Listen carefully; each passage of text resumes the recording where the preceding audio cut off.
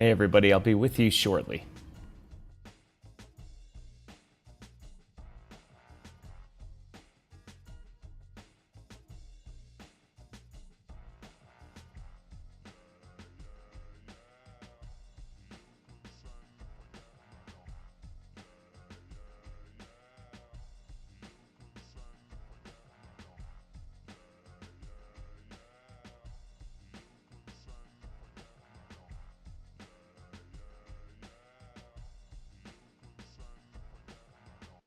Always a glitch.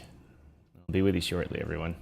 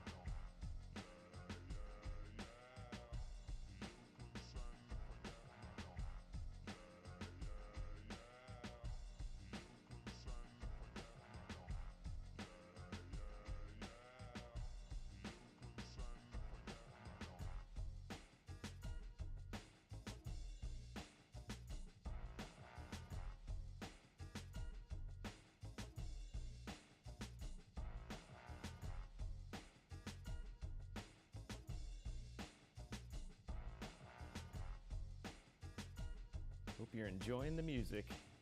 I'll be with you just a minute. As usual, for those of you, I've got this in my ear. As usual, for those of you watching on YouTube and you need to multitask, if you switch over to LinkedIn or Twitch apps, you will be able to put yourself in the background or put me in the background and continue multitasking on your phone. If you're on a desktop, it's no issue. Just open up another tab as usual, or do whatever you need to do. But just remember, on your mobile or on your tablet, switch over to LinkedIn or the Twitch app, and you'll be able to put me in the background while you continue to do your work.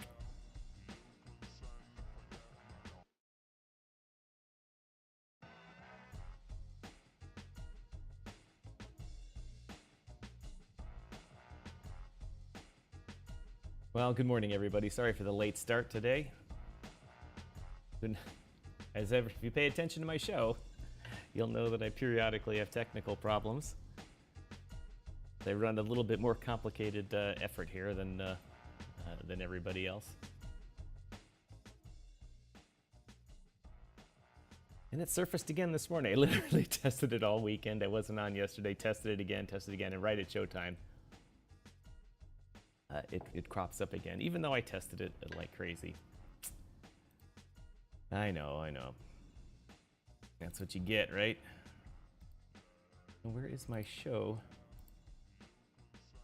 I don't even have the show up here. Nice, Tom. Well, I'm just gonna run it. Like I say, it's time to get this show started. But might crash the whole thing. Let's get it going.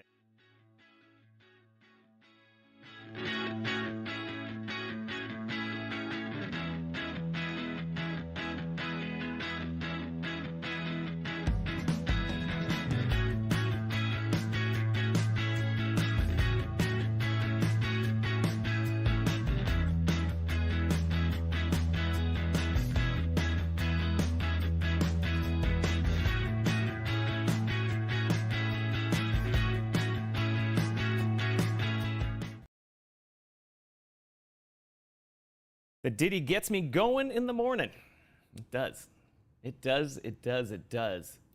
Let's try to keep this show a little bit exciting and not so boring by attempting to keep the background music going. Little yeah. Oh, that's way too loud. Sorry, blow everyone out. Good morning. My name is Tom, otherwise known as Striking here in the digital media world. Welcome to DYOR Live on the DYOR Media Network. Haven't done a show since last week. Had a lot going on.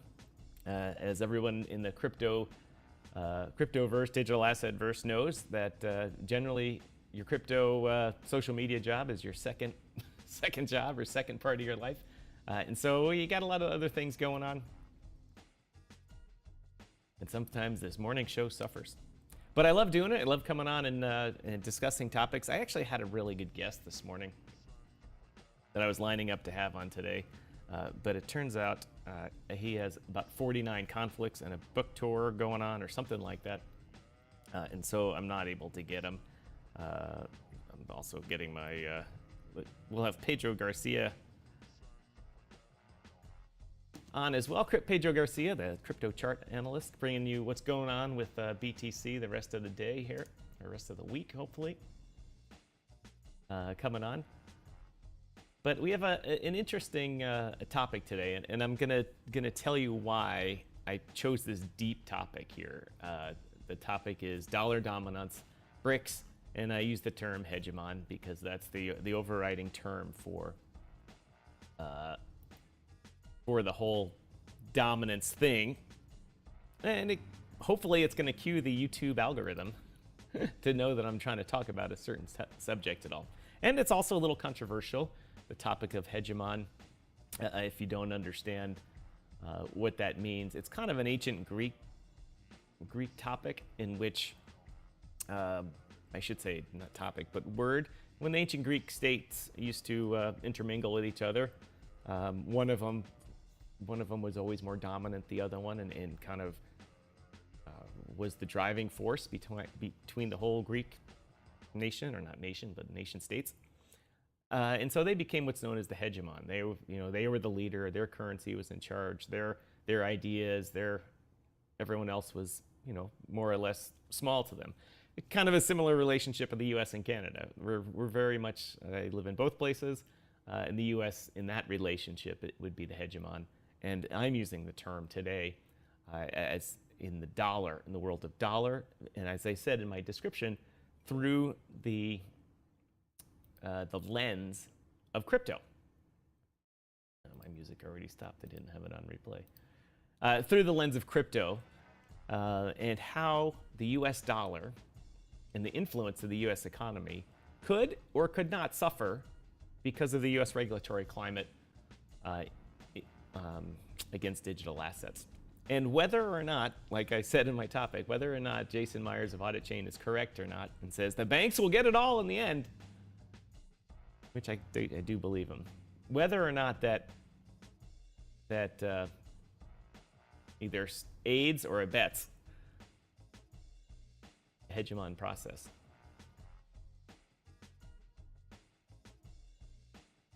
Anyway, it's a deep topic to talk about. And to be honest, it's beyond my full understanding of the topic. And like I say, I use these shows to teach not only you out there about things, but to teach myself about things. And having a good discussion about them always helps. Always helps. So let's get right into it. This is the part where I introduce Pedro, the crypto chart analyst, to give an outlook on what's going on with the market. So I have two problems. One is my desktop capture is not working. For some reason, I cannot capture my desktop on my program here. And I always show the background and what's going on. Show my desktop, different tabs, what's going on, and it just won't do it.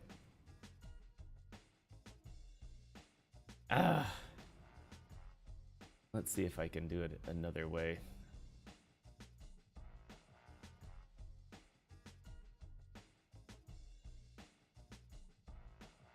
I know this I have a little helper app that should help me do it.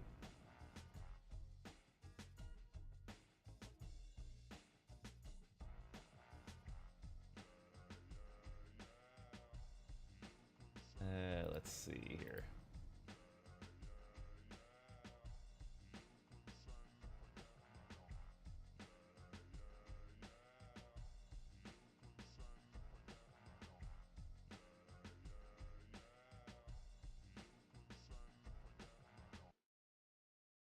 See if I can bring in my desktop here this way. I don't know, it's just one of these things. It drives me absolutely crazy. And if you're watching my show, to everyone, that I thank you for watching. Let's see if we can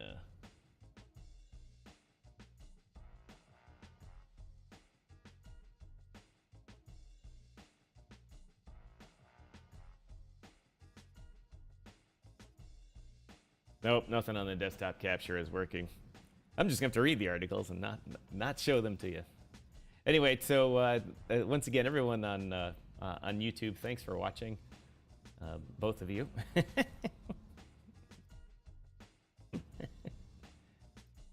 Like I always say, my morning.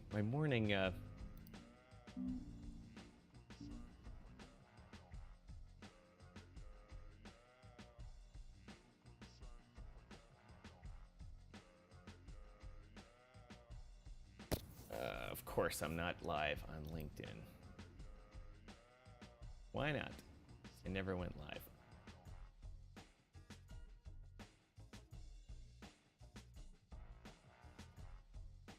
Thomas. Well, you know what we're gonna do? We're gonna roll this show back to the beginning, ladies and gentlemen. We're gonna roll this show back to the beginning. I gotta tell you, every time I have a little glitch like this, it provides no end to the frustration. No end at all.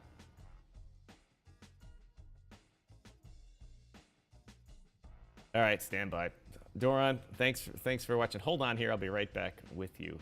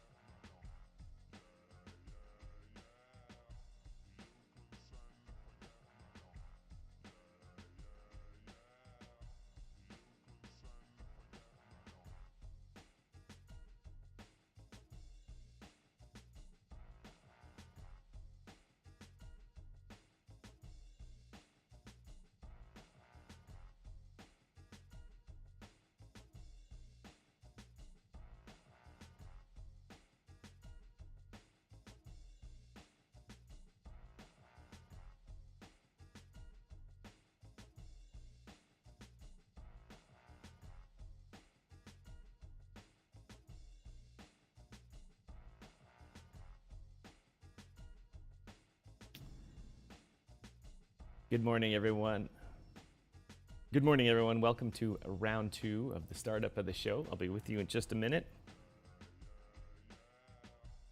As usual, for everyone watching on YouTube, I know you've heard this before a few minutes ago, but you can switch over to the Twitch app or the LinkedIn app and watch me in the background while you, or listen to me in the background while you work on your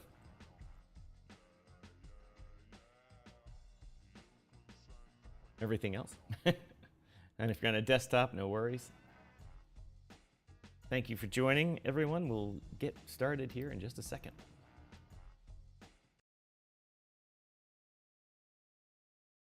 Like I say, let's get this show.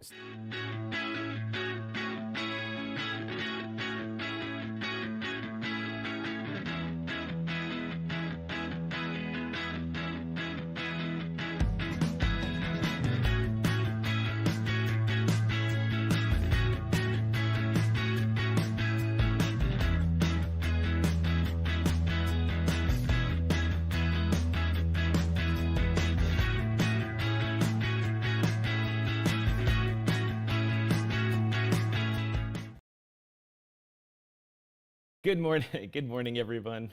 It's another one of those frustrating technical mornings that I have here and there. Tested everything all weekend, rebuilt part of my computer and setups and workflow processes and everything. Still have technical problems. You know, I could just use StreamYard or Restream and just screw it and just do it and go direct. That's not how it works here at the DYOR Media Network. Got to do it a little bit better than everyone else, but I suffer because I don't do it every day, so I change my setup. Anyway, my name is Tom, otherwise known as Striking, here on the DYOR Media Network. Welcome to DYOR Live. It is June 21st, 2023, and we've got a little bit more of a heavy show for you today. I used the word in my title, Hegemon, and the dollar dominance. It's a big topic running around Twitter right now, and the blogosphere and the wonk wonk wonk wonk talking head world. And I'm planning on having. Let's just see if I went live. I did go live. I didn't go live again. It's unbelievable. Oh. Unbelievable. Let's give a hand, clapping hands to Tom here for not pressing the LinkedIn Go Live button. It's been a couple days since I got started here. Everyone, welcome to the show. Welcome to DYOR Live. Like I said, my name is Tom, otherwise known as Striking, here in the DYOR media world. For those of you on YouTube, it's the third time hearing that this morning. Sorry, Doran. I know you're listening to it. You're right. Just take your time and relax. Yes, that's a good point. I just ended up having a lot going on my screen here, and I rebuilt my computer and did a bunch of stuff over the weekend so all this would go smoother. And I wound up starting my show today in the exact same technical problem with my CPU at max and it being very unhappy. That's what happens. That's what happens when you're a one-man show here. Anyway, got a good show for you today. We've got... there's Pedro. We've got Pedro Garcia, the crypto chart analyst here. He's in the background here. You probably can't hear him. Let's see. There he is. Pedro, you're sharing, just so you know, you're sharing the video screen, not your screen share. And we'll have Pedro on in a few minutes. But I wanted to talk about why I'm doing this show today. It's a little bit of a heavy topic today. The topic of the term hegemon, it kind of stems, and this is only because I read Wikipedia, not because I'm a wizard here. It stems from ancient Greece, and the nation states all interacting with each other. And over time, one state would become more important than the other in the relationship between all of them, to a point where they weren't just more important, they were the most important nation state among them, with their leadership, with their currency, with their economy, with their philosophy, thought process, everything. People look to them, maybe not in a happy way, but look to one place, one of the nation states, as the hegemon in the room, the big elephant in the room, as they say. A good example is in every relationship generally has one. And let's use the Canada and U.S. relationship. In that, the U.S. is the hegemon over Canada. It exerts its influence over Canada, and you can use that. Can be in a good way, and it can be in a negative way, or it can be somewhere in the middle. And I'm talking about this from the crypto lens. You know, we're talking about the dollar dominance and the U.S. dollar, and the U.S. being the hegemon of the world and its influence in the world. through the digital asset lens, not through the military or through economic policy of how the Fed, moves money around the world, or our military bases, or politics, or whatever, except where it's related to crypto. And I don't want to get into a discussion about politics because we'll end up having a he said, she said fight with the wacky people in some weird states in the U.S. But I do want to talk about this because I wanted to kind of test the waters for this topic because we're going to try and have a good panel discussion hopefully next month on this topic with a couple of experts on it, get some sponsors lined up, and make a real event out about it, talking about the effect, as I say, of the kind of the hegemon status and the dollar dominance in the post-SEC ideal world. And that means the SEC is saying, we are going to make everyone conform to this old school way of doing things. Conform to the 1933-1934 Securities Exchange Act, and we're going to push them in this thing, and everyone is just going to do it our way, or they're going to go on the highway. And as we've seen recently, what are people choosing? They're choosing the highway. Now, there's a whole other topic about people doing it the SEC's way. We've had Prometheum and its CEO, Voldemort, getting an SEC license to be a crypto exchange, even though they have nothing to trade. We've seen BlackRock starting to get in the ETF market. We're seeing what other names? Greystone or Grayscale, whatever they are, coming back and saying, whoa, if BlackRock's going to do it, we can do it too. We've had a bunch of other companies and then announced they're starting their EFT. Yeah, sorry, I'm getting topics confused. And also, but the banks, you've seen Schwab and Crew start their EDX exchange, crypto exchange also. So we see institutions starting to get back into it, but is it too late for right now? And does it matter? What we have, kind of what we have here. Hold on, I can't. There we go. What we have here is a kind of, it's not a dilemma. Dilemma has two choices, neither of which are good. Well, I guess we do have a dilemma. Do we regulate everybody to death and make them go offshore? Or do we not regulate them to death and let the banks just slowly take over everything? Well, it's a good question. It's a good question for sure. But anyway, the point is that the U.S. has been exerting its influence around the world through the dollar, through its sanctions. They're sanctioning banks, sanctioning other countries, sanctioning people, sanctioning a smart contract like Tornado Cash, and we see people unhappy with that. not just the victims of the sanctions, but a good example is the United Arab Emirates. They try to take a neutral stance around the world, and they have a heavy influence of Russia and Russia's economy in the UAE. But they have to, since their dollar is linked to the U.S. and they have such a tight relationship with the U.S., they have to abide by the OFAC and the other term I'm looking for, not the Office of Foreign Assets Control, but you guys know what I'm talking about, the other one. And it's a problem for them, and so it's also a problem for, as we all know, the BRICS countries. The BRICS countries, that's Brazil, Russia, India, China, South Africa, and whomever else wants to join them. And I use them in the pictures, a picture over here of all the leaders, because it comes out into a topic that do you trust these people or not? But anyway, we'll have a longer discussion about that in a little bit. But first, I wanted to bring Pedro on there. Pedro, are you there? Yeah, are you there, Pedro? Can you hear me? Hello? No, I can't hear you, Pedro. Hold on a sec. Make sure I got this enabled there. I have it enabled. I don't know why I can't hear you.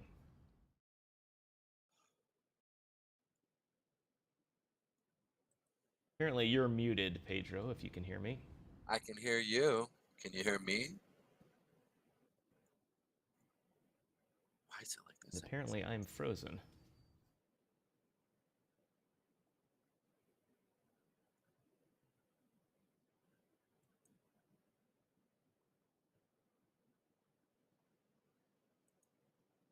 All right, let's try this again.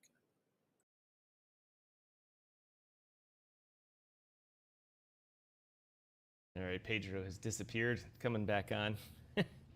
Everyone's having technical difficulties today. Testing 1 2 1 2. That's Interesting. Why can't I hear that? Testing 1 2 1 2. Pedro, you there? Pedro, Earth to Pedro. All right, we'll wait for Pedro to come back on here. Some of you on YouTube might get an ad here in a minute. I'm trying a new thing with the ads. I can see it start to run, and it doesn't break me and stop me. I can see that it's going to run, and I don't say anything important during it. And I appreciate it to those of you watching to.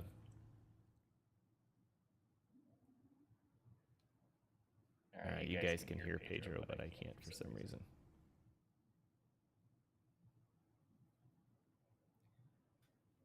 Thanks, Doran. Can hear him live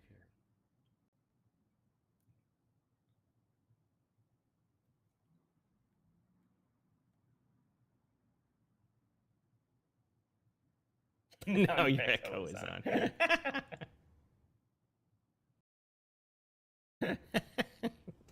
Thanks, Doran. I got it fixed now.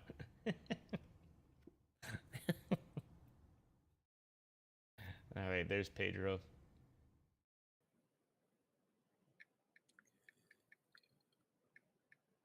Pedro, you there? Hello, Pedro. Yes, I am. Can you hear me? I don't know why I can't hear you. So it's showing. Apparently the internet can hear you. All right, awesome. So y'all can hear me. Yeah, on my end, it shows that I've come in and out a couple times. And on my end, I show that I'm completely talking. Yeah, you're good. You're good here, Pedro. I just need to let's see, turn this off. I bet. You there, Pedro? Yes, I am. Can you hear me? I can. Doran, let me know if you hear my echo.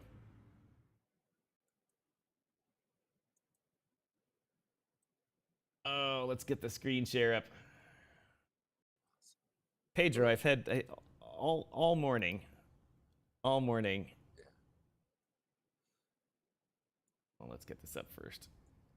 While you're doing that, I think I'd like to talk a little bit about what you were saying about the Hegemon. It's funny. So there's a book I read, one of the first books I ever read in my life. I was about age 21. I literally graduated high school not really knowing how to read, write. I am the product of the late, or I'm going to say the 80s and 90s school system of California. Just pass them along and they'll figure it out. So that's pretty much what I did. So I went into a junior college, trying to figure it out. So one of the books, so I started looking for mentors. As you all know, like I'm an orphan. And so one of the things that, as you look for mentors, the first thing that you start to do is everybody tells you need to start reading. So I tried reading, man. It was like things were going over my head. I was always looking up words, didn't understand, right? And then one of the guys goes, I see that you're trying. Just go find a book that, like what you're like, something fiction to get your mind in the environment of being able to retain information. Yeah. And so I was like, okay. So I went through and for whatever reason, I stumbled onto Orson Scott Card. He was a sci-fi writer, talks about some dope stuff. And so he wrote this book called Hegemon, which was based off a character that was like a super genius kid. And he was basically bullied by his older brother and all this stuff. So he grows up. Long story short, the word Hegemon was actually burned into my brain because it was one of the books in which he brought up about the conflicts of a future society that was technologically advanced that got attacked by aliens. And so they were trying to fight the aliens, and there's just a major, like, cool. So it's called Ender's Game, was the very first book.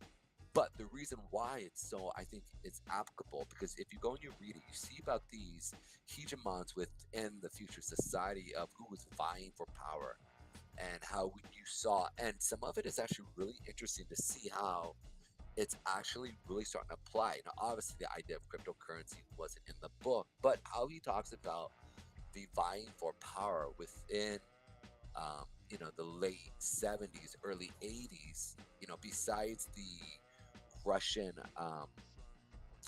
communist side, which he had kind of started to delve into. They had come out of that, but it was really interesting to see how you have these nations interacting with each other and playing within the book called Hegemon by Ocean Scott Card. And it was really interesting that it got my brain starting to think about this idea of the banks and how things are getting set up, and people are trying, do like a one world government type of thing in that aspect. Whether it's going to happen or not, I think what's interesting is you nailed it, that who's vying for the strength of this. And you've heard me say this multiple times, that the U.S. government is ran by banks, right? Like, it is the prosperity of the politicians that they care about, and they want to make sure that they stay in true form of power, not even say governmental power, but the ones who pull the strings behind the scenes, so that they don't have another let them eat cake and then a couple months later they're hanging by the gallows. So it's this idea of literally going through and trying for them to build an eternal, and I hate to use that word, but eternal kingdom for themselves, so that they can keep staying in power. And it's really interesting to see this, because I think that we're seeing the banks, like we talked about, JP Morgan, TD Bank is doing a bunch of stuff, and on the back scenes, I was wondering when you were talking about that, how, like, what are your thoughts on maybe them trying to actually get into crypto while it's low? Like, I know we've kind of talked about it a little bit, but nothing in detail. Well, I got to tell you, I got that echo in my ear again. Anyway, I do want to say that that's the topic of discussion today, Pedro, that we're going to talk about. But first, give us the market. What's going to happen in the next 2 days here while people are at work, day trading, or whatever? What's the market going to do? We've seen a little pump in BTC. Yes, we have. And is it going to continue? So I want to show something real quick, and I'm going to bring you into my world a little. And so you guys will see some really, so obviously I show like a generic thing on ETH and Bitcoin, but what I want to do is show you guys some things that are a little bit unique. So we see this huge bump going in from the week. We see a demand wick playing off of the 50 period moving average that I talked about last week, right? We played off of this from here to here, right? This was the monthly, and I said we'd probably bounce, come down to that 50, push up, and I personally think we're going to come up and drop down. Okay. Now, this last week, we played off the same thing. We came through, hit it, came back up, tested that 200 period moving average, did a little sell-off, right? They took profit. If you look at these push-ups, again, I want to see volume really coming in. And if you see right here, we didn't really see a lot of volume in comparison to the sell-off the previous week.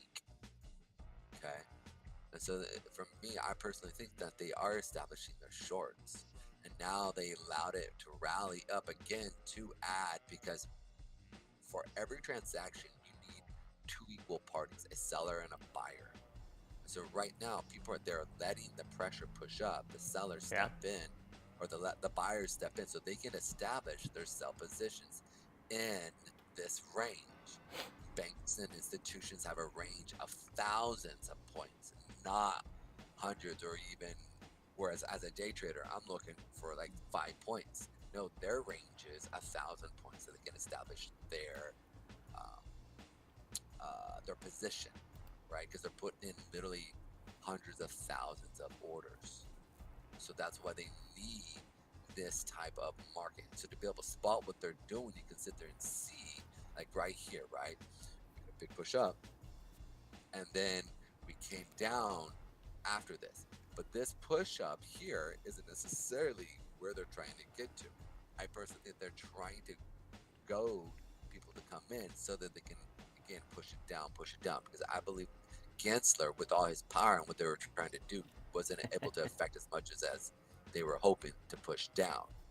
So with all that rigmarole, let's go into the technical analysis side, and I'm gonna, like I said, I'm gonna bring you into what I kind of look at. Sorry about that. All right, so here we are with Bitcoin. So this is the futures off of the CME. Okay, this is the CME futures. This is what a lot of those guys are allowed to actually trade.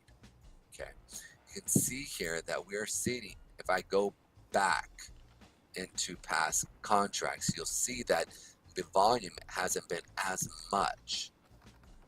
Actually looking more trading around the 5,000 mark, but we've seen some really big pickups and volume sitting at 8,000. So the actual trading volume of this stuff has been picking up at, like, look at this. This is 12,000, 8,000, 12,000. Yeah. It's picking up from an institutional level. This is how they trade. This is what they're looking at. And if you want to point out that when a large hedge fund really puts in orders, they actually have to go through and file it. Okay. And so I want to point, so I have this system here. I'm going to point this out real quick. You can see it now. These systems are right here. So you can see where I have, when I was on the, when I was doing my own show, when it came to what's it, when ETH, what did they call it? The turning? No. When ETH switched from proof of work to proof of stake, what was that? The merge? No, not the merge. Yeah, it was called the merge. Yeah, it was called the merge. I was on the show. I was running my own show, and I was trying to tell Bankless they're putting in shorts. They're putting in shorts, and you can see it actually.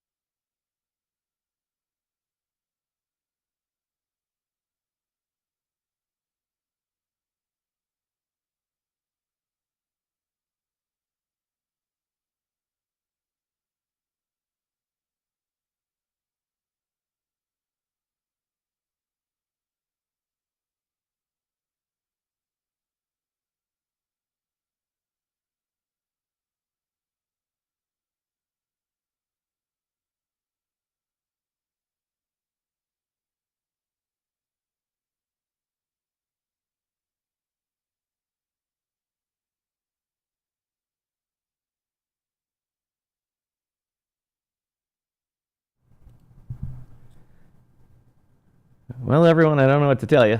I had the blue screen of death, even after I rebuilt everything. We've got Pedro on in the background here, and he's coming back in a minute. My lapel mic stopped working. I've got to use this one, which is also not working right. It's, as they say, it's surreal.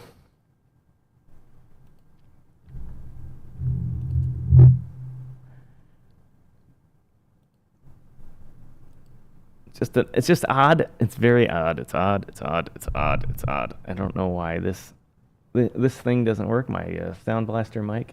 Let's unplug it. Plug it back in.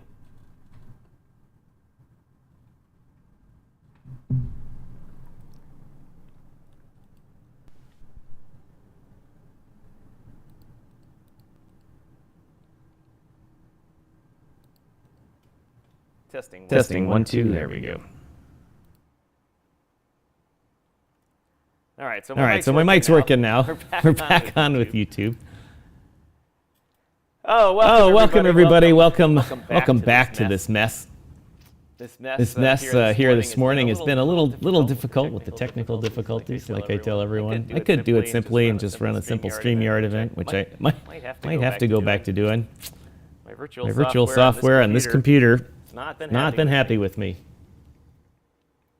Anyway, we're waiting for Pedro Garcia, the crypto chart analyst, to come back. We're talking about today the topic of the United States dollar being the great big hegemon in the room, and the dollar dominance, and kind of one of the things that we've spoken about recently.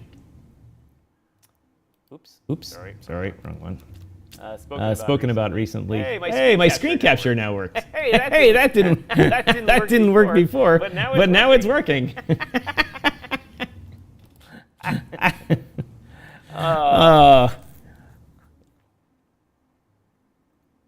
Ladies and gentlemen, how this great world works. Sometimes I'll never know. Sometimes I will never know. Let's see if we can. See if we can find what we were looking for. Let's see. Let's just restore this window. Hey, there we go. One thing breaks and another thing comes back. Oh, love it. Anyway, for those of you listening on YouTube, if you could drop a comment, is my audio good? Am I echoing or whatever? I'd appreciate it. It's just an effing disaster this morning.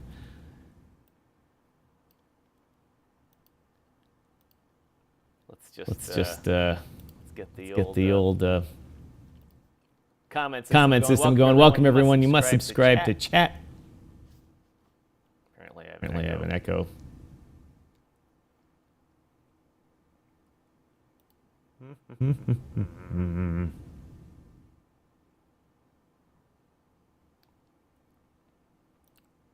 Testing 1 2. Testing 1 2 1 2. Now everything works. Let the computer gods go. All right, so let's Can you hear me now? Oh, there's Pedro. Got everything running. Hey, Pedro, how you doing? Good, and you? We had some fun here. We had some fun. I love it. All right, you go ahead with what you're talking about here. I'm going to bring it back up, but I'm going to try and solve my my own echo problem. But I got everything else working, so I'm happy. Well, almost. I got the wrong thing on the background here, but... So, all right. So one of the things I was talking is major corporations will go through corporations, but primarily hedge funds and stuff like that. The reason I say corporations is because in futures, when people are trading, right, you have producers who need to buy orders, right? And so when they buy orders, they have to go through and buy a lot. Let's say crude oil, right? Somebody who needs to buy a bunch of platinum or silver, like Lululemon buys a ton of silver. So when they do that, they have to establish because they want to buy something at a, let's say, a lower price, right? Let's say it's a really, really low price in the futures for silver. So we they have to do that, and that's one of those things that they do. So when they do that, they file paperwork or whatever they do. I don't know. I've never done it, but I know they have to do it. And then it gets established into a system where it gets placed in as an order. So you can see here, any major order supplier or hedge fund goes through and they do it, they have to sit there. So you can actually go and track that. You got to pay for it. There's a lot of stuff that correlates with that. But you can see it being tracked here at these levels. And these bright yellow levels are larger institutional money that's coming in, right? That you can sit there and say, oh, wow. And so as I'm saying this is Bitcoin. You can see here that even though it is going up, oh, and you can see, so the sellers are yellow and then the buyers are blue, right? And I can change the color if I want. But the biggest thing is this, is that as you look at this, you can sit there and see it's moving up. How is that possible? I'm like, because earlier when I talked about for every transaction needs to happen, you need to have two parties, one in agreement of buyers and sellers. And so they are trying to establish a head so they can push the market down. I personally, they're pushing it down so that they can get in at lower prices to push the market up down the road so that they personally can have their hegemon Yes. continue forward so that into the posterity of their unit. And the reason I say unit is because within the elite, I do feel as if there is a fight with the old and new guard. There is this thing of, I Definitely, think for there's, sure. yeah, where if the new guard is saying, look, this is the future. The peasants are going to sooner or later learn to use this. And it's literally how they look at us, peasants and slaves. You know, peasant is better than a slave, but it's still working the ground for the elite. And they're going to want to use it. So we need to transition over. And the upper older crowd is saying, no, we already have an established system applied into what we're doing. So it's very interesting. Now, the reason I'm going to bring this up here is you can see here at this level, you saw the institutional money come in. They let it push up to finalize it and now dropping it down. Okay. So you can sit there. It's a very interesting thing. You can see what they do. And this, in a nutshell, I want to point this out. Even though right here, we can see that they allowed it to go up even further so that they can finish off their last order to drop it. Okay. That is basically what we're kind of seeing in a macro sense in crypto. In a macro sense, they are allowing this to go up so they can establish their positions. Right. And I'm going to now broaden out here so we can sit there and see like a 3-month period. And this is one of those things I bring up. Here's our 8 moving average. You can see on a 3-month period, we've literally tapped it. Now we're selling off. It means that this is engaged. Most traders don't even look past 4 hours, let alone into your 3-month, 6-month period. Our 6-month period here is we're halfway up into the year. Okay, and you can see here it's very clear what they want to do. They want to drop it, right? It's like boom. Look at the seller wicks here. Seller wick, seller wick. Now they're dropping. It's literally the thing that's actually happening on a micro sense, what we just saw with Bitcoin. We're coming back up for the retest, right? Here's our year. We came up for the test of the halfway mark. Any trader knows 50% mark is a significant fib number, as well as a lot of esoteric numbers. So it's one of those things that they use as a way for them to actually gauge the universe's movement. Okay, because we're on a rock. It is moving through the space. That space, that rock is also going around the sun at a circumference. And then that, I mean, I'm not joking. This plays in their mindset. Right. No, I got you on that. This isn't like playing. And all those numbers run in relationship to trading. So it's whether it's the circle of life or however they see it, but it's what is played. So you can sit there and see here what they're doing. The biggest thing I like to point out, I pointed this out already, we have no demand wick for this year. So I believe they're getting ready to push it down. So I'm not opposed to a rally in Bitcoin. I'm opposed to a fake rally where they're bringing in my friends to get them to buy high so that they can so they can establish their shorts. Right. Right. So that's where I'm at. Now let's jump into the next 2 days. Okay. Now look right here. If you see here real quick, you can sit there and see that we're playing off of that moving averages on the daily chart and the weekly chart. We started the week off on Sunday here. You can see Sunday we went down first to put in the weekly, and now we're pushing up. So in the next 2 days, I do see us, or today's Wednesday, so today and into Thursday, we'll probably come back up and test that 29,000, 30,000 area.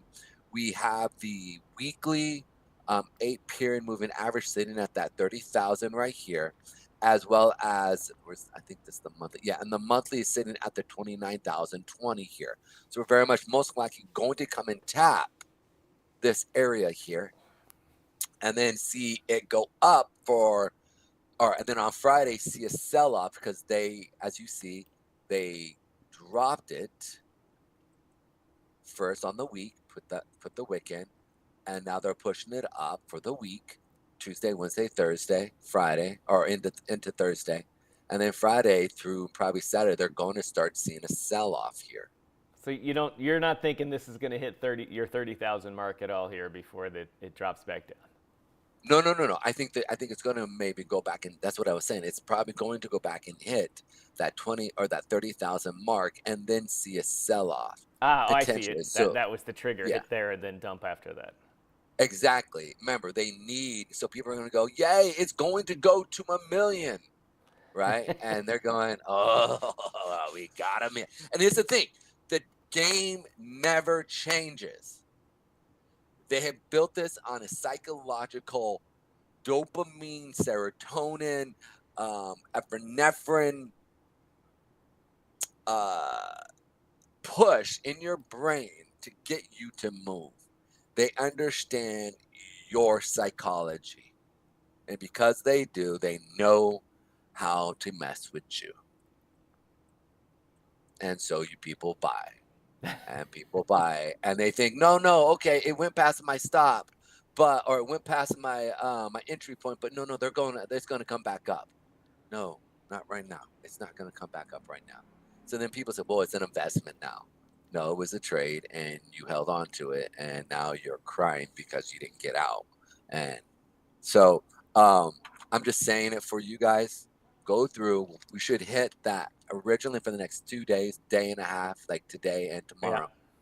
Yeah. We should see it come up, hit the 29,000 mark into the 30,000 mark here, hit that weekly 89 sitting right here in my zone. Okay, in my zone here, which is a weekly zone, which has been there for a while now. Okay, you can see, called the market here, top, boom, drops. Yep. I did post that in my on a I think that was the last one that I did, or second to the last one that I did on my page. But this is where we're sitting. We're sitting here. We'll probably come back up, tap this here. So we have a higher monthly 20, and then we have a weekly 89 sitting in this area. So it's really interesting to see. They've already, after here, we should see on Sunday or Monday, if we see it go up on Sunday and Monday, then most likely they're going to drop it for the rest of the week. Again, this is all for educational and entertainment purpose. This is not financial advice. Exactly. Never listen to Pedro. Never listen to him. I am nothing but a talking jargon puppet. I am not the real deal, and this is all educational stuff. Please, absolutely nothing we say here is financial advice. Nobody's a FINRA registered broker or anything like that. But we do teach you how to read charts and what the different things in the charts mean. And that is not telling you what to buy anything. That is telling you how to look at a chart. Yeah, and even then, You are not to trade off of the information that I give you. Again, this is for entertainment and educational purposes only. This does not constitute previous, what was it? Previous, Right. uh, I can't tell you what the whole weird thing is. It's like, what's the yeah, Miranda rights? I don't know. I haven't heard yeah, them in a while. yeah. Just hey, the first thing I ever heard, one thing I learned, the first thing is shut your mouth. Shut your mouth. When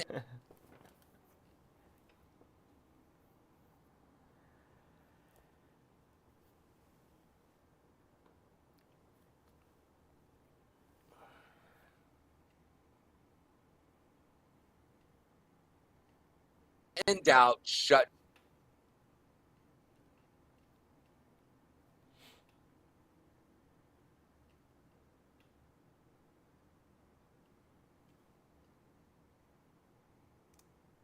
Yeah.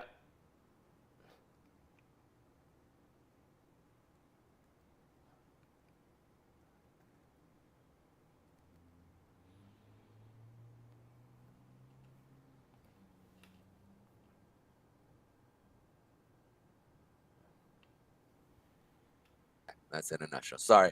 Hopefully, I don't make this confusing. I probably do. I'm trying so hard to make this very simple. Like, It gets a little more simple each time, but I know your mind is so packed full of information. You got all these lines and stuff.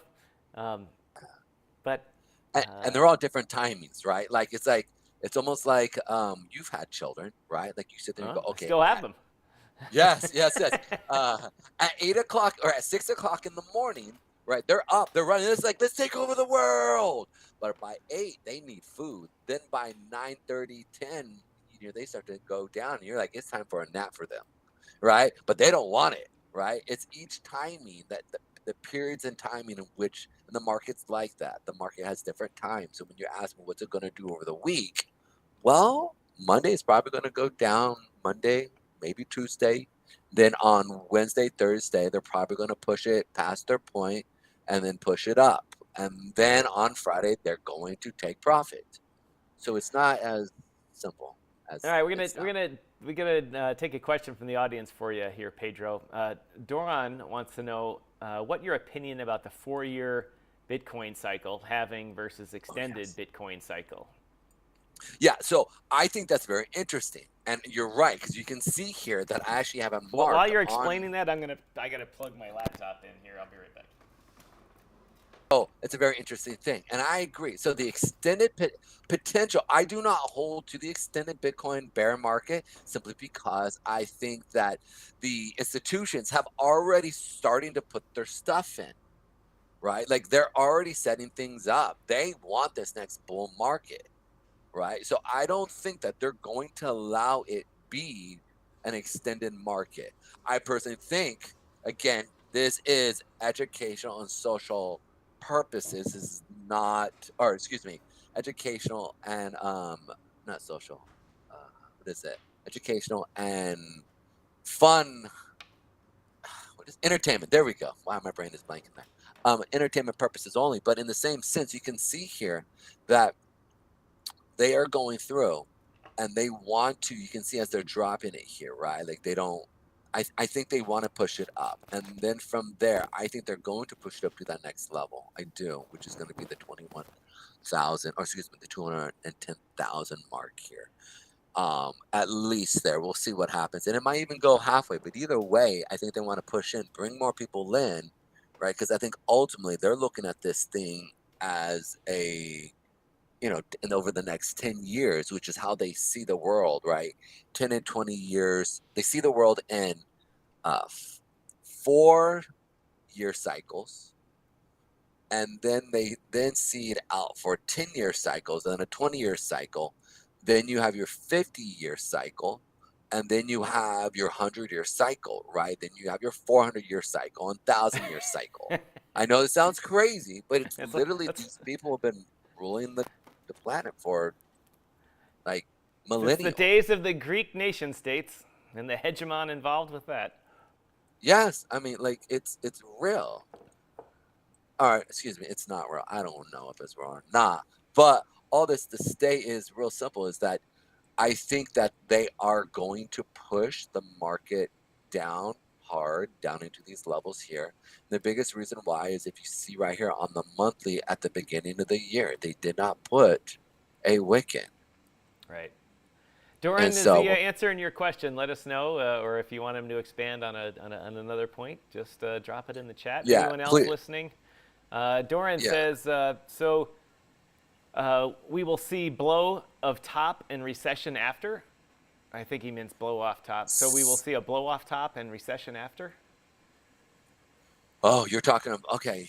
Potentially, yeah, that right there. I'm not a fundamentalist, right? So to sit there and go into that, I don't know about that side. I mean, obviously I do read and stuff like that, but I got to be very careful, right? Because the SEC is paying attention to everything and they are looking, right? So I need to be very careful here because I They're not don't looking want at to you, end Pedro. up, huh? They're not looking at you, Pedro. You'd be shocked. But regardless of that, what I'm saying though is when it does go up, right? We went up first, and then we'll see this big wick when it comes down into these lower levels of the 10,000 mark area, right? That 10,000 mark area right here, 12,000 mark. This right here will be the beginning of the wick. We'll see a sell off. I've heard people say we might even get down to 5,000, right? And then push back up. I don't think we're going to go that low, but I do think that we'll get a big wick. They'll put in that buyer wick where we'll come down to the 10,000 area, which is this right here, 10, and then they'll push it back up. But again, I don't know. Potentially the recession could step in, and that's what we'll see it. But many times, whenever the Fed or somebody has announced a recession, right?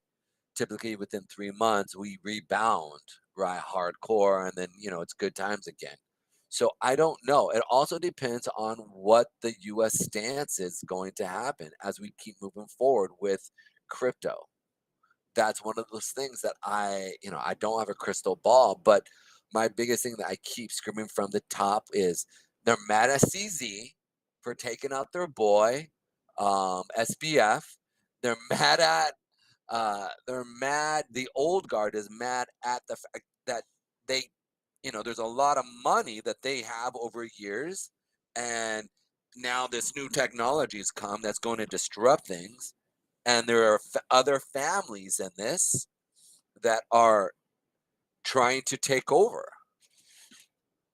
When I mean by family, because there's different types of families within the whole entire ecosystem of the wealthy. And so, like, if you read through or if you just understand the wars between Greek politicians, right, and each family and how they work, you'll see what I mean by that. So there was always a war of families, and I think we're seeing other families around the world trying to push forward and trying to move the American family out. I don't want to say American, but I don't know Well, one what of the who things are. that people forget is that Americans forget, but people in other countries know, is that many other Or countries, their English. economy is just controlled by a couple of very strong families. Like South Korea, for example, there's 5 very strong families that run most of the businesses. Japan has a similar thing, but it's many families. And Europe. yeah, and a lot of the countries in Europe have a similar thing, like especially Finland and Norway and Sweden. There's a couple of families that were like the original settlers of the land a long time ago that have built up, and they're the ones with the money and the credit to run everything. Hold on, my tea is brewing. I'll be right back. But go ahead and finish it. No, yeah. You nailed it to a T. Like, it's just there are families that run areas and they've been in power for a long time. And as that keeps continuing, right? Like, here's the thing. The peasants are getting smarter. Like, they're actually watching things. Now, will they have the power to cause an overthrow like they saw in France? I don't know. I mean, I know that in America there was and I'll say this. This is public but not public knowledge. I know that in the military they took a test or a questionnaire, not a test, it was a questionnaire. And in that questionnaire, they said, would you be willing to turn guns on the American people? And this is the American military. And that was something that was actually done. And a friend of mine was like, that's nuts. Like, and so later that day, after he gets off, he goes, dude, you're not going to believe what I just had to take. And I go, what's up? He goes, I had one question that asked me this. And I sat there and I was like, what? Now, granted, he is part of, he's not an elite, but he's an elite soldier. Right. Okay, he's up there. He's not a, he's not a, yes, he's a grunt, but he's not like, he's legit top dude. He governs people, right? And then he's also one of a top rank warrior. And he straight tells me, yeah, bro, this is weird. Like, this is really bizarre. This is what we actually had to go and do. And they want to know. And he obviously answered no, right? And so then from there, that they know that, oh, he's not one of the guys we can turn. Yeah. Hey, Pedro, crazy. can you hear me okay? Mm-hmm. All right. So I just moved the mic that you listened to me on. But Doran asks again, if you could recommend a good trading book or place to start for Doran to understand the market better. And if Doran, if you could drop where you're from, if you're not from the U.S., give us an idea where in the world you're from, because we might have a different answer depending on your first language, which may be English. I don't know. You write English pretty well. Yeah. If Honestly, I'm very open about who I learned from. His name is Chris Koopman. He is give me 1 second. Doran's a Nederlander. Say again? He's from the Netherlands. Oh, easy money. Easy money.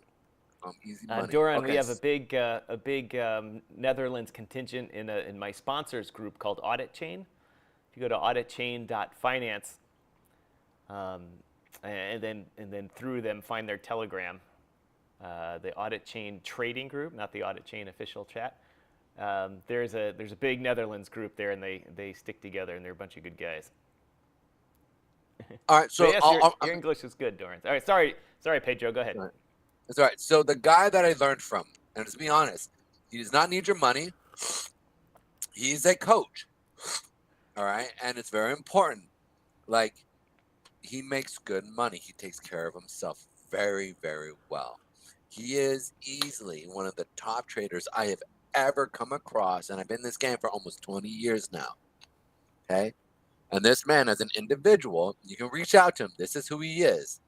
Easy Money 2050. Let him know I sent you. I'm letting you know now. He does not advertise. He's not out there. I only found him because two friends of mine who were traders, who were okay, they were all right, all of a sudden excelled within a very short period where they just started nailing trades. And I was like, dude, what's going on? And they're like, oh, we started taking classes from this guy. I go, how'd you hear about him? And they said, oh, so-and-so from so-and-so told me about him. And I was like, oh, he's a good trader. And then he took his class. And then these guys who are friends of mine became good traders. And I said, this guy does not, and this is important for you to understand, he will not, if he does not like you and he doesn't connect with you, he's not going to bring you on as a student. He's very, very intense about his students because he sees them as a replica of who he is. This is a college, I would even say postgraduate, because the level of work that he gives you is like a college class. It is a lot. He is a coach as well. He will yell at you. He will curse at you and be like, what the F are you doing, dude? Did you do the homework? Why did you do that? He doesn't play. He will yell at you and be like, so I'm letting you know, if you go to him, he does charge. I think he used to charge what he used to make on an average trade. But now, like, he makes so much money on an average trade that it wouldn't be fair for people to, I mean, most people pay $30,000, $40,000, which is, Man, I I would think, love to what have his that average problem. trade is. I would love to have Yeah, that problem. Man, I made so much money in that trade. I'm just going to take the rest of the month off. yeah. No, not even that. But he doesn't think he loves to trade, right? Like these are just some of his trades. He makes, 10 to 20 or $10 to $20,000 a trade. This is wheat. Like and he posts all his trades in real time. So for his students to go back and look at it and pay attention. Boom, this is another one, right? You can, and I'm being honest with this. He is going to yell at you.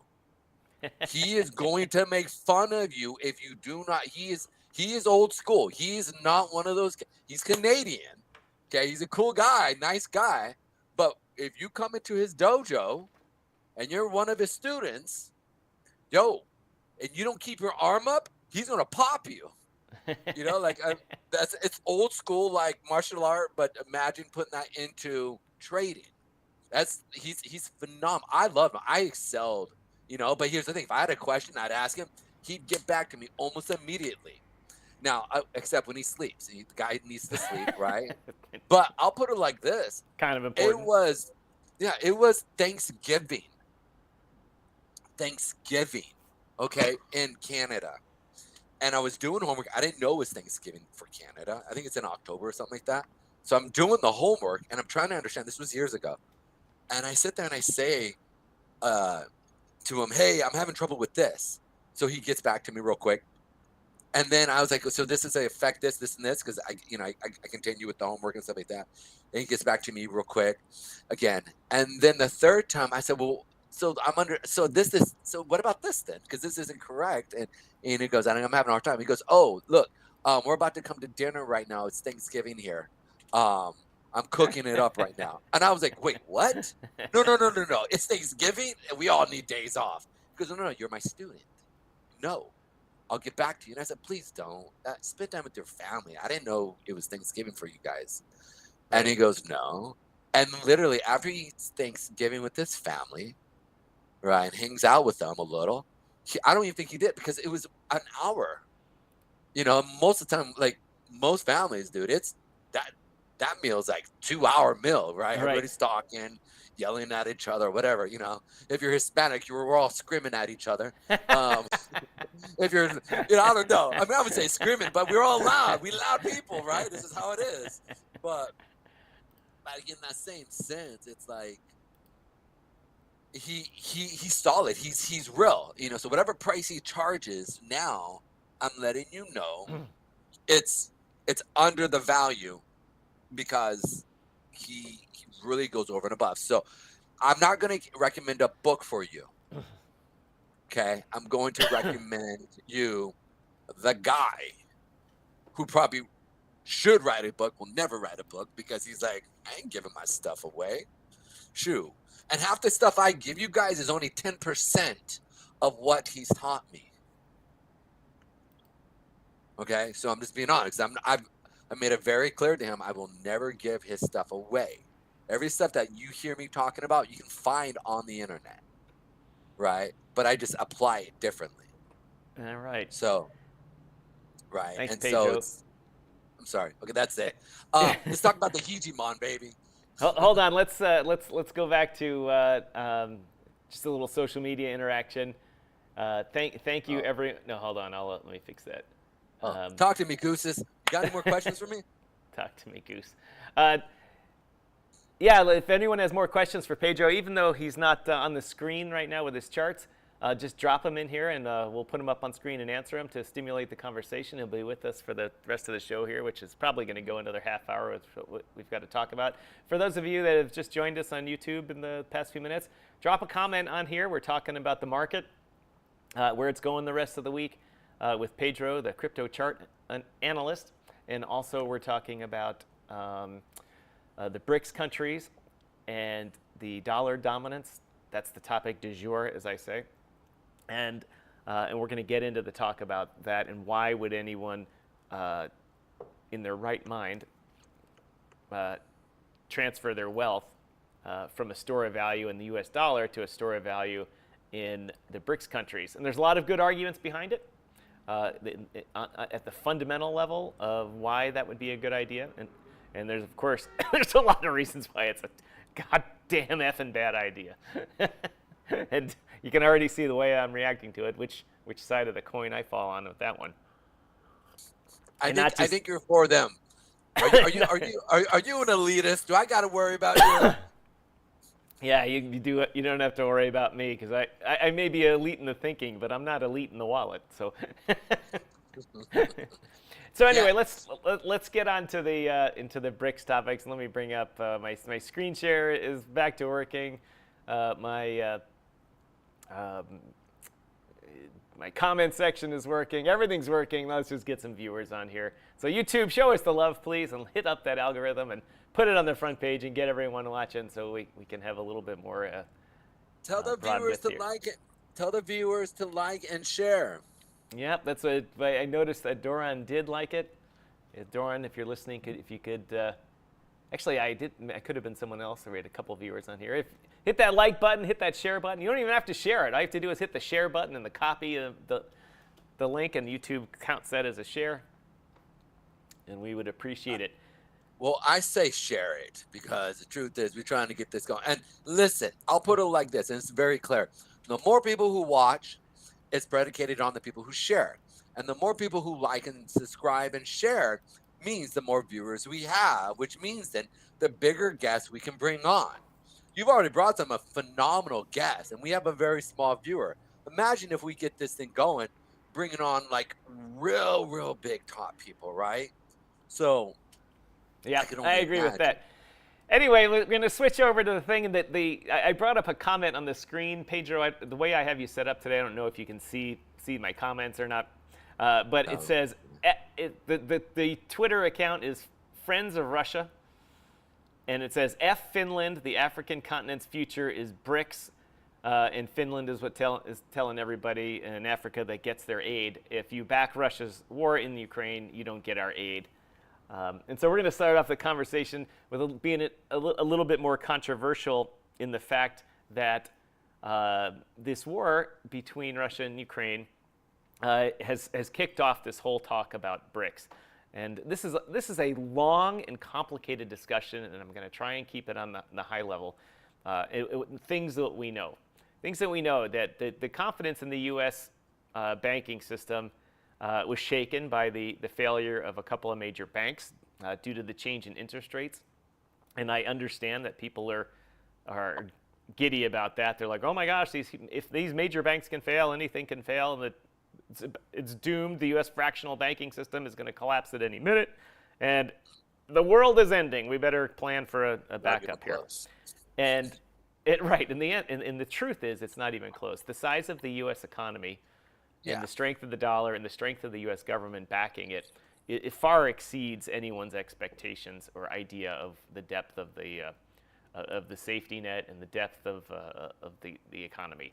And people will argue that with you. Well, it's always just one major deposit away from crashing a bank and all that. Not anymore. That was related to some very poor decision makings by bankers in which back in the 1880s. The Federal Reserve has already cracked down on banks to shore up their balance sheets. Excuse me for a second.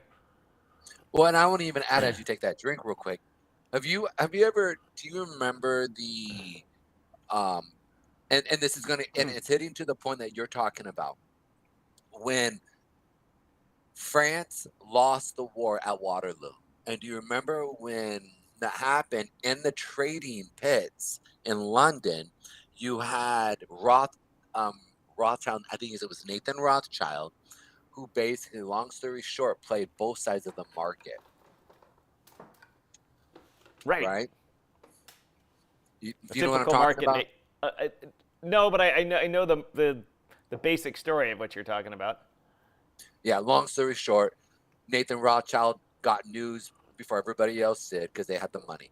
He basically heard that France had lost. So instead of buying a bunch of pound, he said, you know what I'm going to do? I'm going to manipulate the market completely. So he went and sold all of his pound, which should have been the opposite of what he was doing, because France had lost.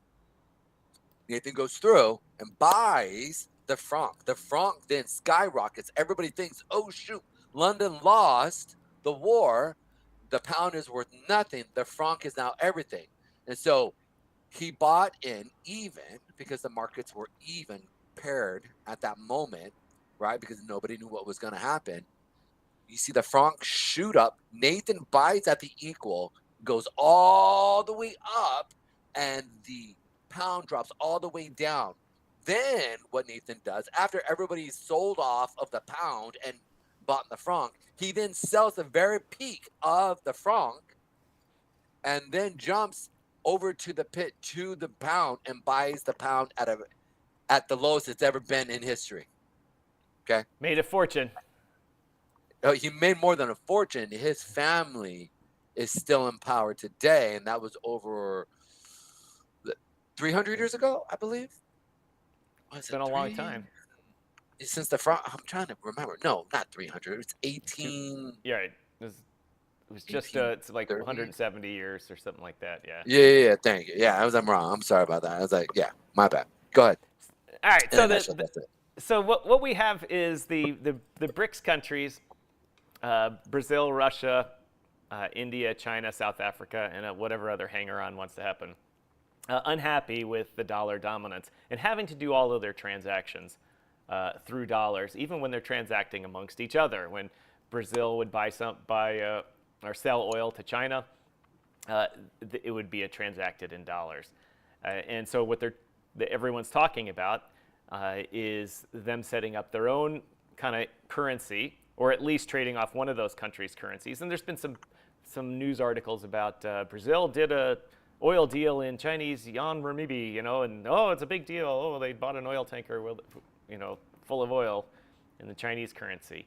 But what you really see, and you're probably not you, Pedro, but the viewers are not really astute to, is that much of this is a PR campaign by the Russians and the Chinese. And all of a sudden, Twitter is full of accounts with people saying the dollar's going to zero, the U.S. is broke, Europe is broke, the euro is broke. It's not based on any hard currency or something like that. It's not based on gold. It's not based on hard assets. So it's all fake and everything and like that.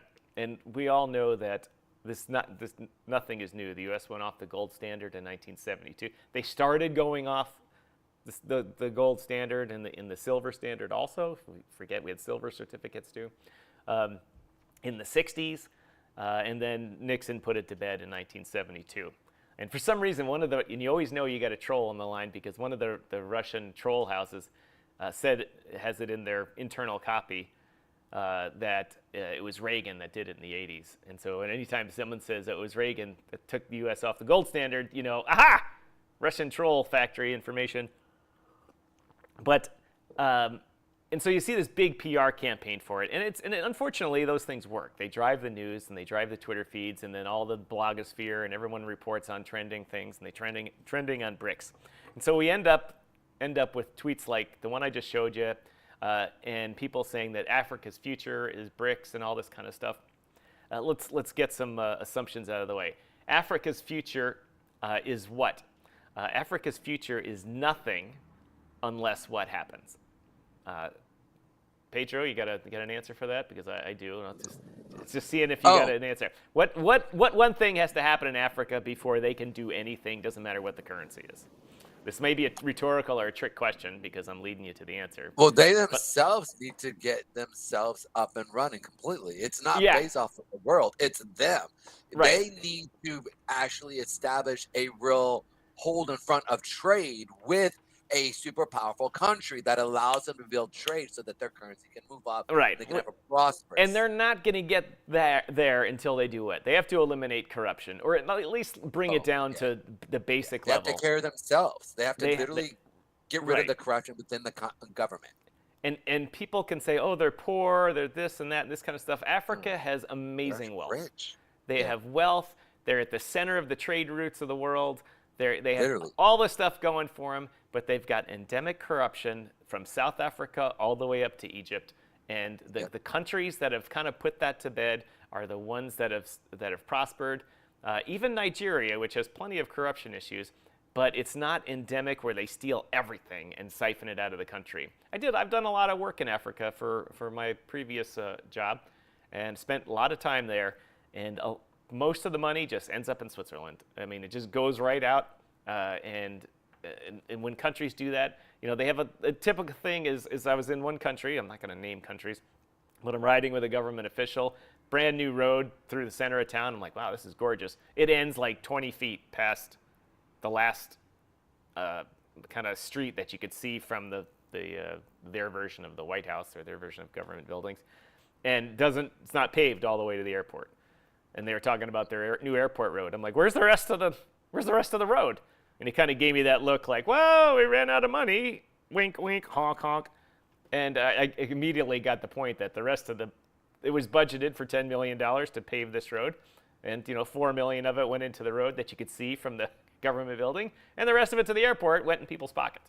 And that goes on in every country in Africa to some extent or another. And I know people will say, what about the U.S. and what about England and what about? There's plenty of whataboutisms, but on the whole, the U.S. has a well-functioning economy, rules based on law, and Africa doesn't. Until they get that sorted, people can talk all day about what currency they use and all this kind of stuff. And you can see what Russia's been doing, and there's evidence of this all over the place just by watching the leaders over there, how a bunch of them all of a sudden switch allegiances, like the president of Kenya all of a sudden, out of nowhere, and Kenya's been a good friend of England and the U.S. for a long time, out of nowhere says, oh, we got to start dumping dollars, and we're thinking about BRICS and all this type of stuff. And you're like, wait a minute. And he starts back-talking the U.S.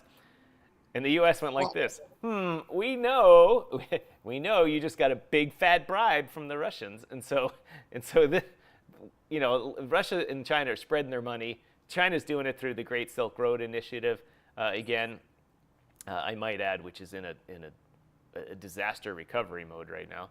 But can I before you jump into the subject, I want to throw this out real quick. You said that in America we rule by law, and right. I want to say that our corruption actually happens different. Our politicians actually make their money not based in commerce, but actually money in trading. They're the only nation in the world that actually can cause the markets to move dramatically, and they get inside information on major reports, and they're able to trade those reports. So it doesn't affect the populace. Basically, they don't have to worry about saying, let them eat cake and then get killed. They've avoided that whole entire circumstance and literally said we can make money through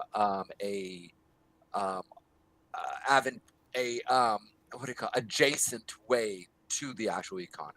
Now, yes, They still do that, but the corruption is done differently, not necessarily we still have I think we have just as much as corruption, but like Africa can't get the market to turn the way that they need to, right, to make money. Well, the difference is that the money gets spirited out of the country in Africa to other locales. Yes. And the corruption goes down to like just basic things like if you can't get your electricity turned on unless you pay the guy that installs the wire, and then he has to pay his boss a bribe, and everyone has to pay a bribe to get things done. So nothing gets done.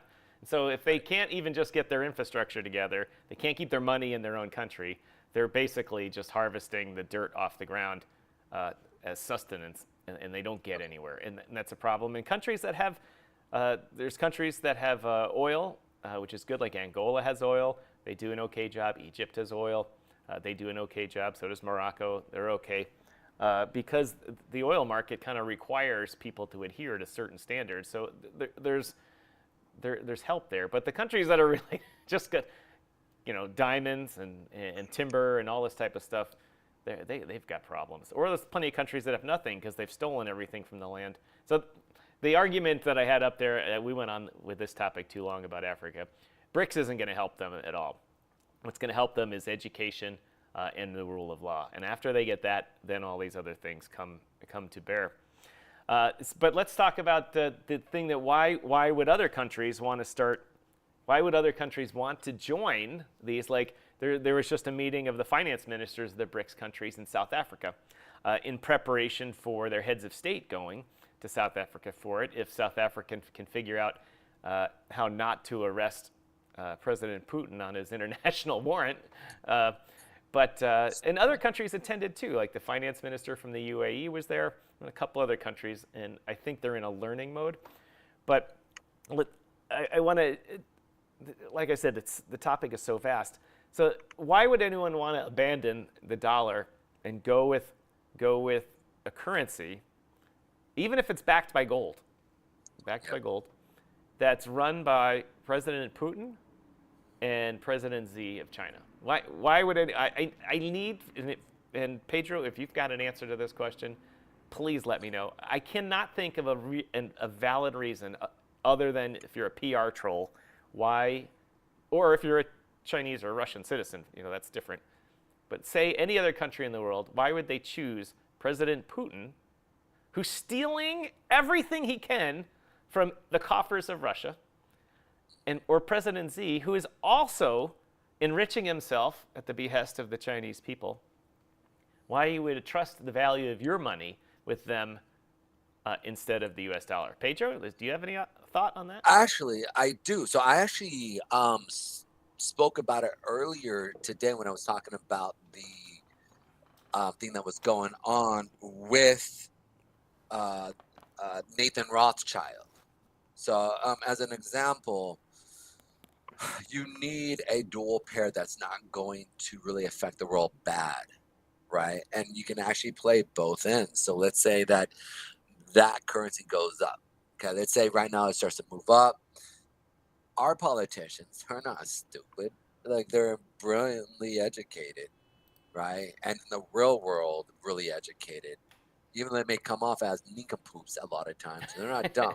Same thing, and I employ it to Warren Buffett. People just think he's an old man who only invests in things. No, the man trades currency. He's extremely educated on all aspects of the market. Most people don't realize that. They just say he just sticks with stocks and what he knows. No, that's not the truth.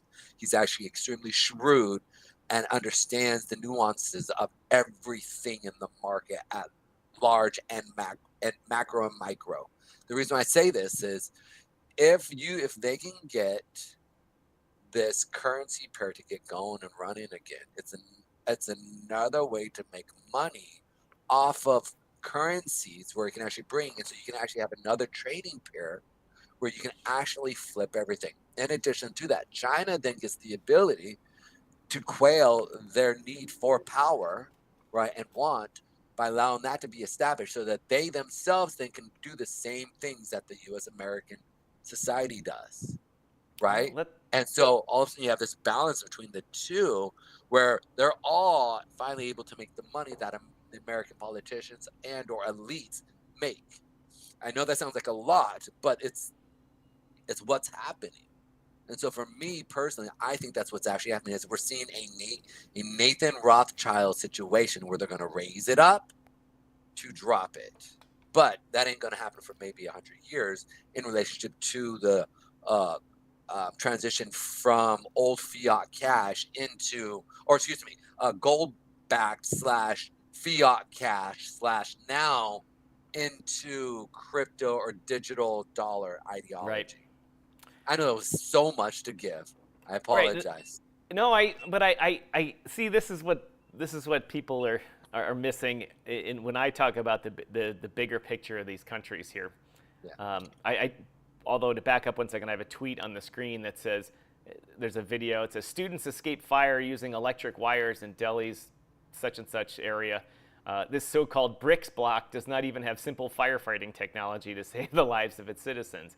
And that's my point about if countries can't operate at the basic level,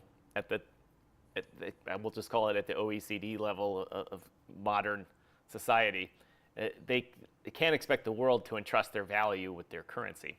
But I get what you're saying about the initial trading pair that has actual wealth to it and can vary and has volatility. It would be a great place to make money.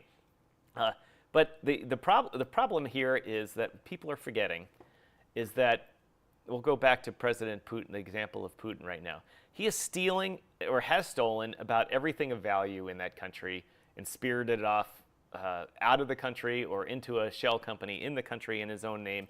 And he's regarded as one of the world's wealthiest men just from being the president of a country, which we can talk about the U.S. House of Representatives and senators being able to trade stocks and potentially on insider information. They can make a little bit of money, but we're talking, hundreds of billions of dollars here that Putin is doing. And say they go on billion, right? Yeah, say they go on the gold standard, and China holds so much gold, Russia holds so much gold, India holds so much gold.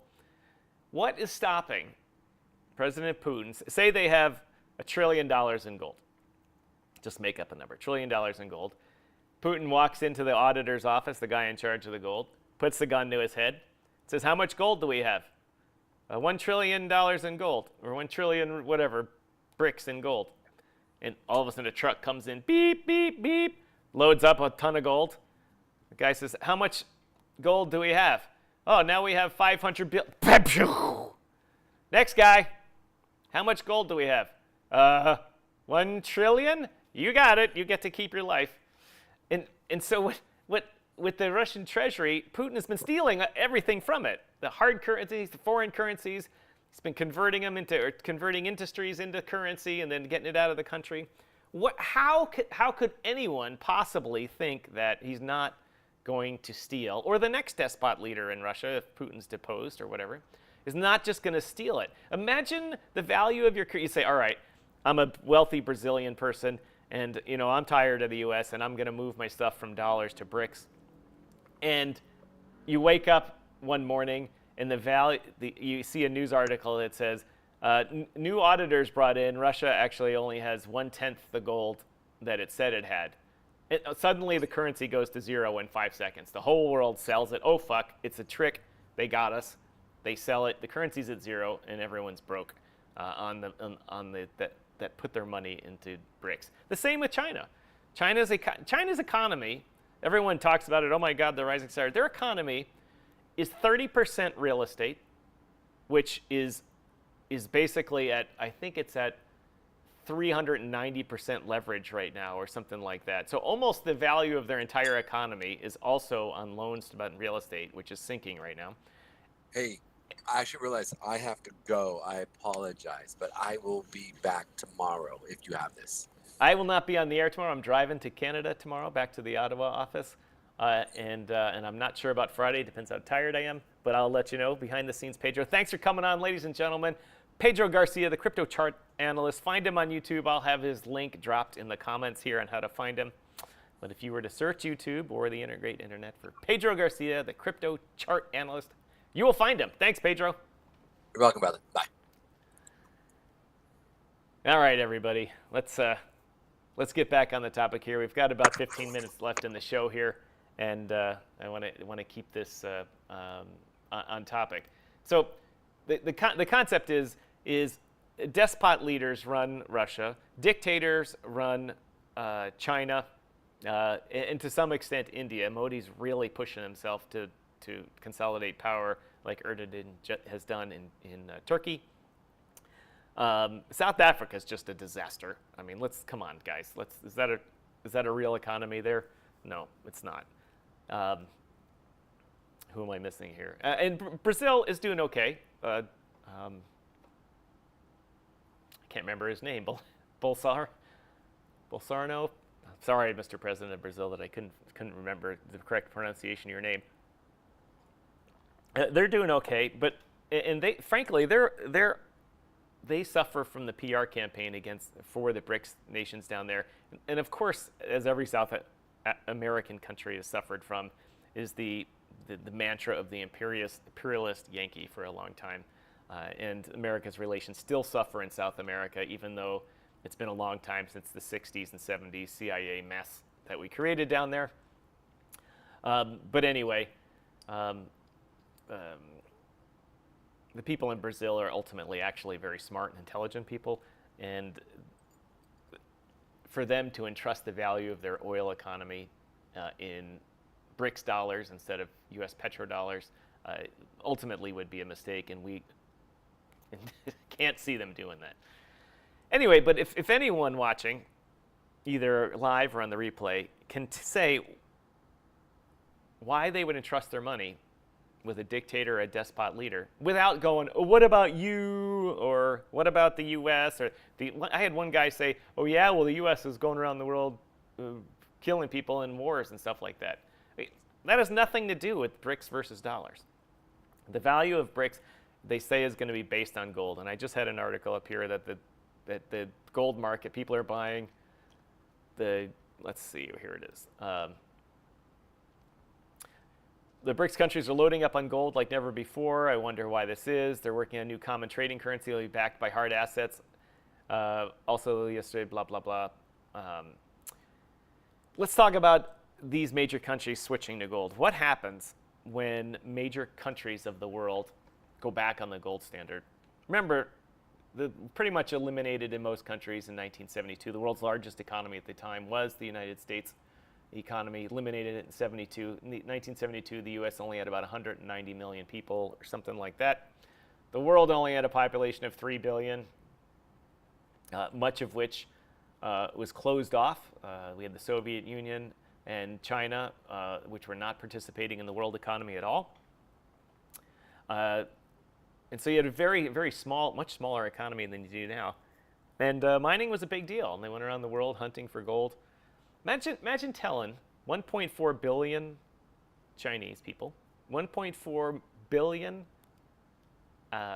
Indians, and then I don't know I can't remember what the population of Africa is. Say another billion people in Africa, saying that gold dust in that river that you see there, that you spend all day working, and they say, well, it's worth $1,000 an ounce, or whatever the price of gold is. It's a lot of money. It's not a lot of money to those people because the only way they can sell it is to their local markets, and their local markets are the handcrafted jewelry markets or aggregators, things like that. They buy it at such a huge discount, it's almost stealing from them. But imagine, instead of these people, all 4 billion of these people, having the ability to mine whatever gold they can out of whatever earth or river or whatever, and immediately exchange it for the hard currency that's equal to their 1 brick or whatever. And they know it's guaranteed. They don't have to pay some shyster guy. They can take it right to the bank, say, convert this to money for me, put it in my account. The entire world, within a month, will be strip mined. Imagine 1.4 billion people in China or even India saying, oh, we can look in any river or dig up hills and mountains and get all the wealth we need. They'd strip mine the whole world so fast that entire islands in Indonesia would disappear. It would go so fast, and the market would be so flooded with gold that it wouldn't be rare. And the earth would be a disaster. And people say, well, that's not how it works. You can just say, well, you're not allowed to mine for gold. And it doesn't work that way. There's no way India could police its 1.4 billion people and to say you can't walk into that river and pan for gold. You can't do it. Or people digging in the mountains, their own mines. I mean, it's just not going to happen. There's no one in any regulatory authority anywhere that believes they could stop billions of people from strip mining the hell out of the world. It would be an ecological disaster. And of course, with everyone doing that and then everyone having access to gold, what happens to it? The price goes down. Price plummets. That's how it is, ladies and gentlemen. That's how it's going to work. And so if they have that disaster pending, if they go on, it's not just, I can't get it through people's heads enough. It's not just buying it on the market. Like they say, oh, the price is going up, and Russia's buying another 1,000 tons of gold or something like that or whatever, or China is or whomever. There's not enough gold to do it. And even if you push the price of the existing gold up to a lot by making it more valuable, which of course the traders are hoping for, you're quickly going to see the supply catch up by everyone mining the shit out of the earth. Imagine the price of gold goes up to $20,000 an ounce, and that you can go into a river and mine for gold and get $20,000. Every river on the planet would be full of people sifting for gold. Even here in the US, people would be like, oh, price of gold is $20,000. I'm going to go claim my stake. It would be mayhem. It would be absolute mayhem. And people have not presented any evidence to me that it could be anything but that. This is DYOR Live, baby. We had a heavy topic about that. like I said, I'm doing this topic and this show as a precursor. We're going to have a DYOR panel discussion coming up, hopefully towards the end of July, in which we have some experts on to discuss the dollar dominance in the BRICS countries. And with that, that's a good segue into talking about dollar dominance. This is kind of the last topic I want to talk about for today. The dollar, right now, people are saying, oh, we're moving off the dollar, and people are showing videos of people in Africa saying, voting to participate in BRICS and this type of stuff, because they're all getting, first of all, they're getting bribed to do it, but also, I lost my train of thought. Oh yeah, the dollar dominance. Also, what percentage of the world's transactions every day are based in U.S. dollars? In the world, the entire world, transactions, cash, Visa, wire transfers, all together, what is it? If any of you on the great YouTube studio here, or YouTuber link, whatever you want to call it, the answer is 42%. 42% of all of the transactions of the world are based on that. And it's in one of these articles I have here, either Bitcoin and global hegemony or BRICS raging against the dollars and exercise in futility. Oh, look at that. I got paywalled by the Washington Post. I viewed this article too many times and lost my drat. Where's the other article? That's the exchange rate. Anyway, in one of these articles, I think it's in the Washington Post article, it talks about the dollar dominance at 42% of the world's transactions, which is a huge amount. Huge amount. The other stat is important, is that what currency is used in each country after the original or the native fiat currency. What is the number 2 currency being used in every country? In almost every country of the world, that's the US dollar. In the United Kingdom, based on pounds, most of the transactions in their country is what? Pounds. What's the second most? US dollars. Canada's not a good example. It's so linked to the US dollar just because of the neighboring.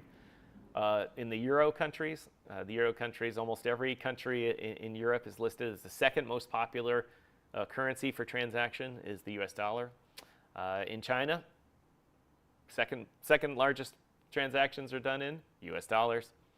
The size of, people say, well, the trust is broken. The size of the US economy and the trust in the US dollar is based on what? It's not just based on the Fed and how much money they print. It's not just based on who's in the president's office or Congress or whatever. It's not based on certain aspects of monetary policy. It's based on the overall aspect of the reach of the US dollar and its economy around the world. And I can't stress that enough. It's everything. It's the US government, the strength of the government and its stability of its government. It's its monetary policy.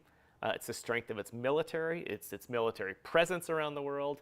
It's the economy that's based around dollars. I mean, almost the entire world's economy is based in US dollars. Especially the major commodities, oil, all the commodities of the world, agriculture, trading, all that stuff. And what's one of the most important things in international business? Insurance. This is the last topic I'm going to hit for the day before we sign off. Is insurance. Who's going to insure a transaction between, say Rwanda joins the BRICS countries, and they buy a container ship full of stuff from China, and they have to borrow money to do that, or get an international line of credit or something like that. All that stuff requires insurance. Who's going to insure a BRICS transaction? There's no Lloyd's of London that's based in a BRICS country. There's no Lloyd's of London that has money and vast syndicates of insurance and reassurance in BRICS countries. And there's no way to accurately value that stuff. And without insurance, most of the major deals of the world just don't happen. I mean, you can't even ship anything around the world without having insurance. And for less expensive things, people just take the risk and say, well, the ship's not going to go down in the sea. But if it does, and it's a valuable cargo, say somebody's shipping $100 trillion worth of gold from China to Russia to settle up their accounts, and the ship goes down, who's going to insure that? Well, very large countries are self-insured, but the smaller ones aren't. Smaller ones don't have the resources to do that. Or just transactions. Just say a company in Angola is buying something from Brazil and they're using the BRICS currency. You just can't get insured. It's like if you want to buy something from I'll just say the Ivory Coast. You want to when you go to buy insurance for it and do the logistics of it, it says, hey, you need to send us the original invoices and and everything. Everything has to be in U.S. dollars. Otherwise, we can't get insurance for it. We can't even transact in it. There's so many barriers to it, and Russia can pay everybody they want to talk about it. I wish if maybe they could pay me. That'd be great. Make a little money on the side. Newsflash, DYOR Live switches to supporting BRICS. But anyway, like I said, I'm throwing a bunch of stuff out there to create a conversation because later we're going to have a panel discussion about this, have some experts in, get a couple of sponsors, have some nice hoity-toity time with it, and hopefully it'll generate a lot of talking points. And with that, I've reached the end of the show today. Thanks to Pedro for coming on today. I really appreciate it. As always, everybody that tuned in on, like I said, we don't get a big viewing thing in the morning here for these morning shows, but as they say, the replays come out. I get a lot of replays on LinkedIn. Also, LinkedIn Live let me down today. Whenever I have technical issues, LinkedIn is very touchy to that. And as soon as there's any blip in your stream, LinkedIn shuts it down. Whereas YouTube is very resilient, just keeps on going. And of course, LinkedIn doesn't let you delete your busted events for 7 days, so you got to let that sit in your feed. It's just wonderful. Just wonderful. Let me try and get the end of the show here taken care of. So anyway, ladies and gentlemen, tomorrow I will be off the air. Tomorrow, if you're watching this live, I will not be on the air the balance of this week. It's possible I would do a Friday show, but I don't think I'll have my act together. I got to drive from Chicago to Ottawa tomorrow. That's 12, 13 hours. I'll probably be beat, and I won't have time to set up for the show and make sure my Ottawa studio is up and running. I have fewer troubles in Ottawa. Same computer, same software, fewer troubles in Ottawa. And so I'll be there, but I'll be back next week with a couple of shows. I've got a new, I've actually got a new sponsor on board coming that I'll have more information about next week. And not a sponsor like my sponsor here, Auditchain, which is our presenting sponsor for all of our shows here on the DYOR network, but more of a content sponsor, bring in content to the show and for me to interview, to learn more about their products and services, stuff like that. So it'll be interesting to see how that goes. I think we're going to do a test show next week about that. But that, ladies and gentlemen, is the end of the show. Thank you to everybody for tuning in. Doran, thank you you spent the whole time here watching. I really appreciate it. We're not always as haphazard as this. I don't know how many times you've watched in the past. But after I rebuild things and come up with a new software and new workflow process to try and eliminate other trouble, sometimes the problems keep coming back, and it gets me. It gets me. So I don't know how to say good day in Dutch. I forget. I used to know. I used to do business in Utrecht a long time ago, and I could do the basic things like hello and goodbye. That's about it. Oh. Why didn't my screen go back to DYO? I swear I don't have anything set up right here. Come on, everyone.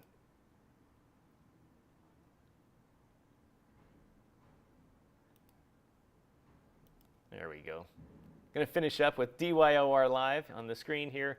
I want to thank Auditchain for being the presenting sponsor for our show today. I didn't run their ad because we were having too much technical problems and my computer was running at 1,000%. So I kept that off.